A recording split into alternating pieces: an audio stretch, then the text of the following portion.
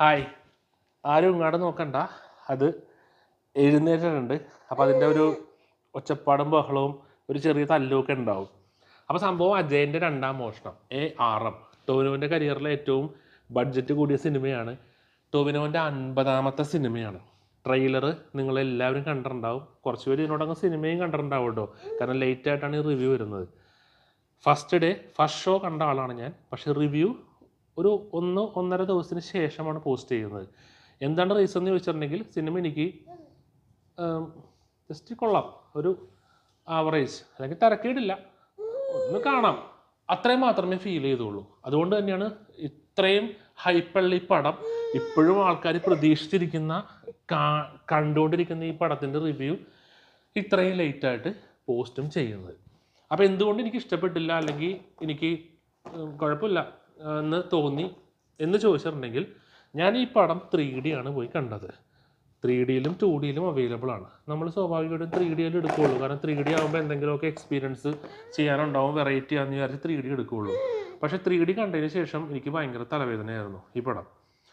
ഒരു സിനിമ നമ്മൾ first show പോയി കണ്ടിട്ട് ആ സിനിമ കാരണം നമ്മളുടെ ഒരു ദിവസത്തിൻ്റെ പകുതി കൂടുതൽ സമയം പോകാമെന്ന് പറഞ്ഞാൽ എന്തായിരിക്കും?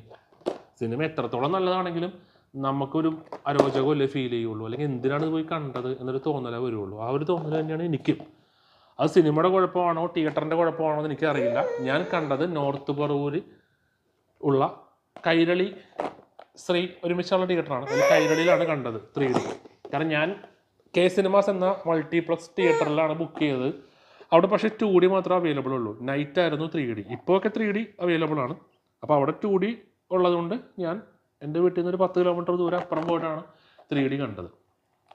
പ്രശ്നം, ഈ സിനിമയിൽ ഒരു 80% സീനുകളും രാത്രിയാണ്, ഡിം ലൈറ്റിലാണ്, ബ്ലാക്ക് ആൻഡ് വൈറ്റിലാണ്. കൂടുതലും രാത്രി തന്നെയാണ്. ക്ലൈമാക്സിലോട്ടൊക്കെ അടുക്കുമ്പോൾ ഒരു അരമണിക്കൂറിന് മുകളിൽ കംപ്ലീറ്റ് രാത്രി സീനുകൾ കാണിക്കുന്നത്. ആകെ 3Dയിൽ ഗ്ലാസ് വെച്ച് കാണുമ്പോൾ രാത്രിയിൽ ആ ഫ്ലെയിം പറക്കുന്നത് മാത്രമേ കാണാനുള്ളൂ. ആര്യൻ. അപ്പോൾ അതുകൊണ്ട് തന്നെ ഇരുട്ടത്ത് 3D കണ്ണടയും വെച്ചിട്ട് ഇരുന്ന് ഇരുട്ട് സീൻ കാണുമ്പോൾ എന്തായിരിക്കും നമുക്ക് ഫീൽ ചെയ്യുന്നത്? ഈ പറയുന്ന തലവേദനയും ആ പ്രശ്നങ്ങൾ വരുന്നു. അത് തന്നെയാണ് എനിക്കും ഫീൽ ചെയ്തത്. അതുകൊണ്ടാണ് ഞാൻ പറഞ്ഞത് 3D എഫക്റ്റ് പടത്തിനില്ല എന്ന് ഞാൻ റിവ്യൂവിൽ പറയുന്നില്ല. ഗംഭീരമായിട്ടുള്ള 3D സംഭവങ്ങൾ നമുക്ക് കാണാൻ പറ്റും. സിനിമ സ്റ്റാർട്ടിങ് തന്നെ ആദ്യത്തെ ഒരു 5-10 മിനിറ്റ് ഒരു ഫൈറ്റ് ഉണ്ട്. ടോവിനോ 3 ഗെറ്റപ്പിൽ വരുന്നുണ്ട്. ഫസ്റ്റ് ഗെറ്റപ്പിൽ ആ ഒരു ഫൈറ്റ് കേളു, ആ ഫൈറ്റൊക്കെ ഗംഭീര ഫൈറ്റാണ്. ആ സമയത്ത് അമ്പും കാര്യങ്ങളൊക്കെ നമ്മുടെ കടയിലോട്ട് വരികയും നമുക്കൊരു നല്ല 3D എഫക്റ്റ് ഒക്കെ ഫീൽ ചെയ്യും.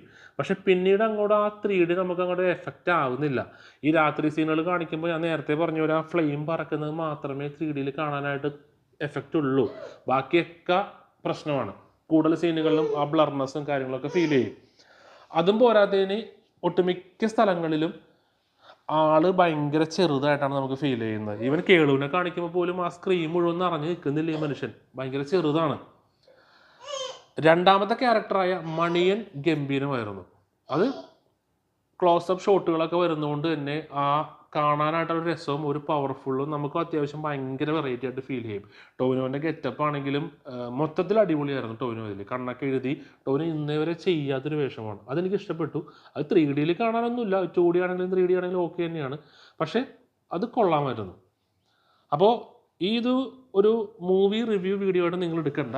ജസ്റ്റ് ഒരു മൂവി സജഷൻ വീഡിയോ ആയിട്ട് മാത്രം എടുത്താൽ മതി. നിങ്ങൾ ഈ പടത്തിന് പോകാൻ ആഗ്രഹിക്കുന്നുണ്ടെങ്കിൽ, ഓണമാണ് വരുന്നത്, എന്താണെങ്കിലും പോകണം. കാരണം അത്യാവശ്യം വലിയൊരു ബഡ്ജറ്റ് സിനിമയല്ലേ. ജസ്റ്റ് ഒരു 100-140 രൂപയിലേ നിങ്ങൾ മുടക്കുന്നുള്ളൂ. അപ്പോൾ പോയി കണ്ടോ. പോയി കാണുമ്പോൾ 3D ആണ് കാണുന്നതെങ്കിൽ മാക്സിമം ഏറ്റവും ബെസ്റ്റ് തിയേറ്റർ ബുക്ക് ചെയ്ത് തന്നെ 3Dക്ക് പോവുക. അല്ലെങ്കിൽ 2D കാണുന്നതായിരിക്കും ബെറ്റർ എന്ന് എനിക്ക് തോന്നുന്നു. കാരണം ഈ ഒരു സിനിമ കണ്ട് ആ സിനിമയുമായി ബന്ധപ്പെട്ട പ്രശ്നങ്ങൾ കാരണം തലവേദനയും മറ്റുമൊക്കെ എടുക്കുന്ന കാരണം ഒരു ദിവസത്തിൻ്റെ പകുതി മുക്കാൽ സമയവും വേസ്റ്റ് ചെയ്തതിൽ എനിക്ക് ഭയങ്കരമായിട്ടുള്ള ദുഃഖമുണ്ട്, പ്രശ്നമുണ്ട്. അപ്പോൾ അതുകൊണ്ട് തന്നെയാണ് ഞാൻ പറഞ്ഞത്, അത്യാവശ്യം കുഴപ്പമില്ലാത്ത കണ്ടിരിക്കാൻ പറ്റുന്ന അത്യാവശ്യം ട്വിസ്റ്റുകളൊക്കെ ഉള്ള സിനിമയാണ് ടോവിനോവിൻ്റെ മണിയൻ. ഗംഭീര ക്യാരക്ടറാണ്. ഒരു അരമണിക്കൂറിൻ്റെ തൊട്ട് മുകളിലെ ഈ ക്യാരക്ടർ മൊത്തത്തിൽ കാണിക്കുന്നുള്ളെങ്കിലും ആ അരമണിക്കൂർ വർത്താണ് കാണാനായിട്ടുള്ള ഉണ്ട്. പിന്നെ സുരഭി, ഇത് കണ്ട ഇവൻ്റെ ഒരു പ്രശ്നം കണ്ട, നമ്മൾ നോക്കി നിന്നില്ലെങ്കിൽ ഇവൻ്റെ ഇങ്ങനത്തെ ഓരോ സാധനങ്ങളും എടുക്കുക.